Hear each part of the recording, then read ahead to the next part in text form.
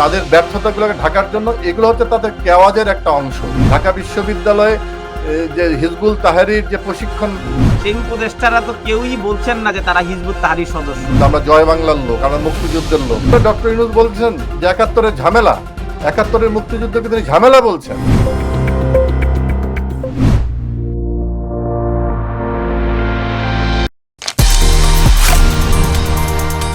IBCO brand selects only the best products for our customers.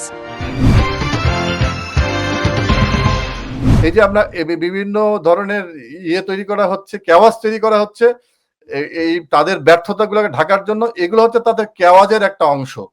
যে ভারতের দূতাবাস, এটা তো আমি যখন স্টুডেন্ট ছিলাম, আমরা যখন ইন্টারমিডিয়েট পাস করি তখনই আমরা দেখেছি পূর্ব ইউরোপের দেশগুলো তখন স্কলারশিপ দিত। সেই সময় ভিসা নেওয়ার জন্য আপনার দিল্লিতে যেতে হতো।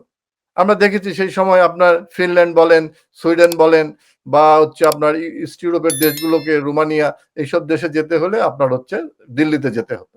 তো ঘটনা হচ্ছে এগুলো নতুন কিছু নয়।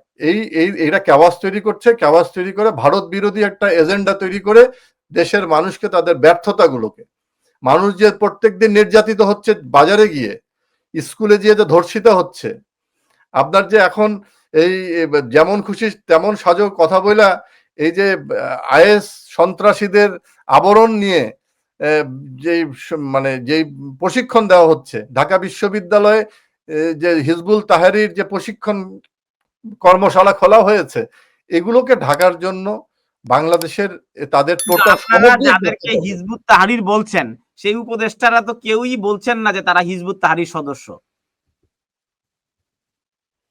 কারণ তারা তো অভিনয় করছেন, তারা তো ছন্দাবরণে আছেন, তাদের তো সাহস নাই। আমরা বলি আমরা মুক্তিযোদ্ধা, আমরা জয় বাংলার লোক, আমরা মুক্তিযুদ্ধের লোক, আমার চেতনার মধ্যে মুক্তিযুদ্ধ, আমার চেতনার মধ্যে ৩০ লক্ষ শহীদ, লক্ষ লক্ষ মা বোনের আত্মত্যাগ।